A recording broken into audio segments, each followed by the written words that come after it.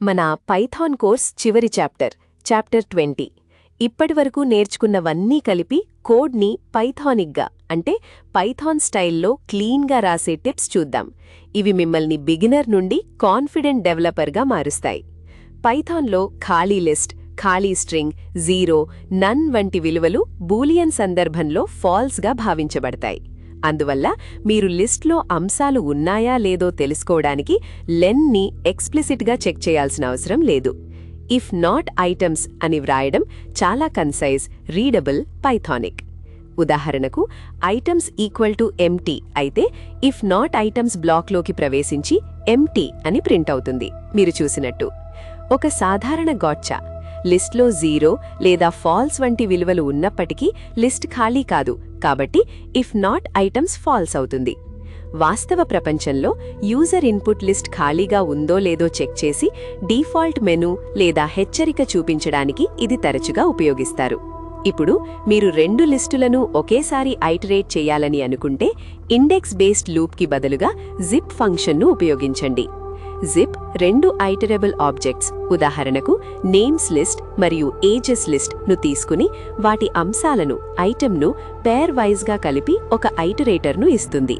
అంటే మొదటి ఐటరేషన్లో రవి మరియు 25, రెండవ ఐటరేషన్లో సీత మరియు 30 వస్తాయి, మీరు చూసినట్టు. ఈ విధంగా మీరు for name age in zip of names ages అని రాసి ప్రింట్ ఆఫ్ నేమ్ ఏజ్ ద్వారా ప్రతి పేరుతో సంబంధిత వయస్సు సులభంగా చూపించవచ్చు. గమనించండి, జిప్ చిన్నది అయిన ఐటరబుల్ వరకు మాత్రమే ఐటరేట్ చేస్తుంది.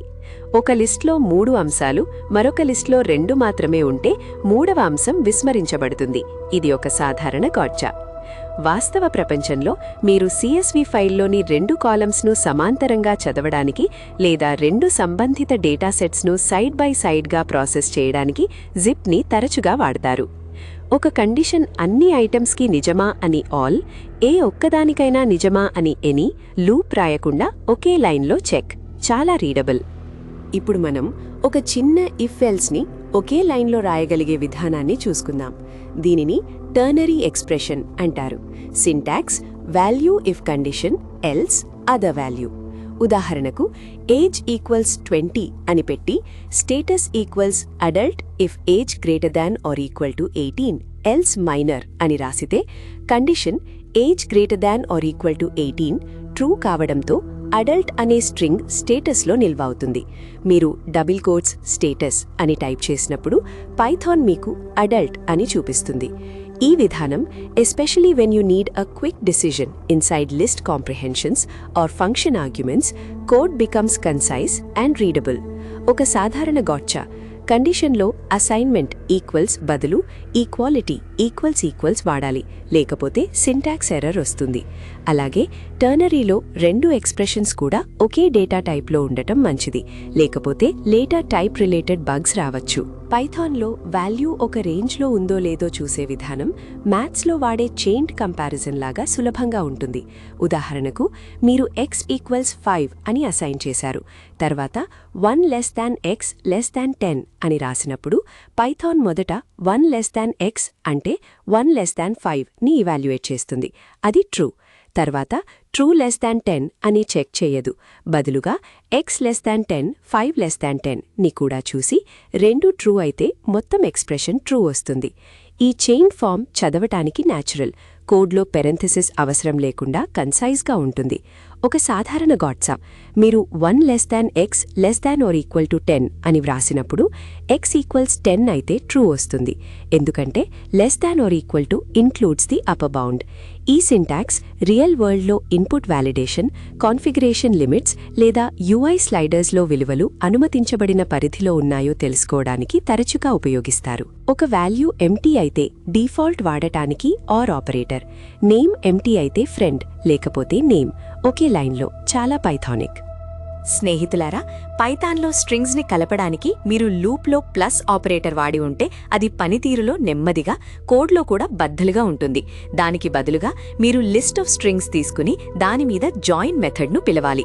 ఉదాహరణకి వర్డ్స్ ఈక్వల్ టు ABC అని తీసుకుంటే -.join words అని రాసి ఫలితంగా A - B - C వస్తుంది. ఇక్కడ మైనస్ అనేది సెపరేటర్. మీరు అవసరానికి అనుగుణంగా స్పేస్, కామా లేదా ఈవెన్ ఎంప్టీ స్ట్రింగ్ కూడా పెట్టవచ్చు. ఒక ముఖ్యమైన గాట్చా, జాయిన్ కి ఇటరబుల్ ఆఫ్ స్ట్రింగ్స్ మాత్రమే అవసరం. ఇంటిజర్ లేదా నన్ ఉంటే టైప్ ఎర్రర్ వస్తుంది. కాబట్టి ముందుగా మ్యాప్ స్ట్రింగ్ ఇటరబుల్ లేదా లిస్ట్ కాంప్రిహెన్షన్ ద్వారా అన్ని అంశాలను స్ట్రింగ్ గా మార్చాలి. వాస్తవ ప్రపంచంలో CSV ఫైళ్లను రాయేటప్పుడు లేదా URL పాత్స్ ని నిర్మించేటప్పుడు జాయిన్ చాలా ఉపయోగకరంగా ఉంటుంది. ఎందుకంటే అది ఒకే లైన్లో సురక్షితంగా, వేగంగా స్ట్రింగ్ కన్కాటినేషన్ చేస్తుంది. ఈ విధంగా మీ కోడ్ క్లియర్, మెయింటైనబుల్ మరియు పర్ఫార్మెన్స్ ఫ్రెండ్లీ అవుతుంది. ఇప్పుడు మీరు చూసిన కోడ్లో squares equal to n square for n in range of 5 అనేది లిస్ట్ కాంప్రిహెన్షన్ యొక్క క్లాసిక్ ఉదాహరణ. రేంజ్ ఆఫ్ 5 0 to 4 వరకు సంఖ్యలను ఉత్పత్తి చేస్తుంది. ప్రతి n కోసం n స్క్వేర్ లెక్కించి ఫలితాన్ని ఒకే లైన్లో కొత్త లిస్ట్లో నిల్వ చేస్తుంది. అందుకే స్క్వేర్స్లో 0, 1, 4, 9, 16 వస్తుంది. మీరు దీన్ని ఒక లూప్తో రాసి అపెండ్ చేయాలనుకుంటే 4 లైన్లు అవసరం. కానీ కాంప్రిహెన్షన్తో ఒక్క లైన్లోనే చదవడానికి సులభంగా, పనితీరులో కూడా కొంచెం వేగంగా ఉంటుంది. గమనించండి, పెద్ద డేటాసెట్లో కాంప్రిహెన్షన్ వాడితే మెమరీ సమస్యలు రావచ్చు. అటువంటి సందర్భాల్లో generator expression n square for n in range of 5 ఉపయోగించండి. వాస్తవ ప్రపంచంలో ఈ పద్ధతి ఫిల్టర్ చేయాల్సిన ఐటమ్స్ కూడా కలిపి వ్రాయడానికి x for x in data if x% 2 = 0 చాలా ఉపయోగకరంగా ఉంటుంది. కోడ్ని కన్సైజ్గా, ఎర్రర్ ఫ్రీగా ఉంచుతుంది. పైథాన్ యొక్క ఫిలాసఫీ ఇంపోర్ట్ దిస్ అని టైప్ చేస్తే కనిపిస్తుంది. అందమైనది, సింపుల్గా ఉన్నది, చదవడానికి ఈజీగా ఉన్నదే మంచి కోడ్. ఎప్పుడు రీడబిలిటీకి ప్రాధాన్యం ఇవ్వండి. అన్ని టిప్స్ కలిపి ఒక ఎగ్జాంపుల్. ట్రూతీనెస్, కాంప్రిహెన్షన్, జాయిన్ కలిసి ఎంత క్లీన్గా ఉందో చూడండి. పైథానిక్ కోడ్ అంటే ఇదే: షార్ట్, రీడబుల్, ఎలిగెంట్. అభినందనలు, మీరు ఈ పైథాన్ కోర్సు పూర్తి చేశారు. Basics, loops, functions, OOP, decorators, generators అన్న 6 పెద్ద అంశాలను విజయవంతంగా మాస్టర్ చేశారు. కోడ్లో టాపిక్స్ అనే లిస్ట్లో ఆ అంశాలు నిల్వ చేసి లెన్ ఆఫ్ టాపిక్స్ ద్వారా వాటి సంఖ్యను 6 అని ముద్రించాం. ఇది మీకు డేటా స్ట్రక్చర్లను ఎలా లెక్కించాలో, ఫార్మాటెడ్ స్ట్రింగ్లతో ఎలా ప్రింట్ చేయాలో చూపిస్తుంది. ఒక చిన్న వర్క్డ్ ఎగ్జాంపుల్గా మీరు topics.append asyncio చేసి మళ్ళీ లెన్ ఆఫ్ టాపిక్స్ ముద్రిస్తే 7 వస్తుంది. అంటే కొత్త టాపిక్ను జోడించడం ఎంత సులభమో మీరు చూసుకోవచ్చు. ఒక సాధారణ గాట్చా, లిస్ట్లో అంశాలను తొలగించేటప్పుడు రిమూవ్ లేదా పాప్ ఉపయోగించాలి. లేకపోతే మీరు ఇండెక్స్ తప్పు ద్వారా ఇండెక్స్ ఎర్రర్ పొందవచ్చు. నిజ జీవితంలో ఈ విధమైన టాపిక్ లిస్ట్ను మీరు కోర్స్ ప్లాన్, టాస్క్ మేనేజ్మెంట్ లేదా బిల్డ్ స్క్రిప్ట్లో డైనమిక్గా జోడించడానికి ఉపయోగించవచ్చు. ఇప్పుడు మీరు పైథాన్లో బలమైన బేసిక్లు కలిగి ఉన్నారు. చిన్న స్క్రిప్ట్స్, వెబ్ స్క్రాపింగ్ లేదా ఆటోమేషన్ ప్రాజెక్ట్స్కి ముందుకు సాగండి.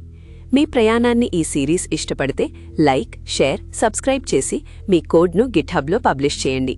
Happy coding! Thank you.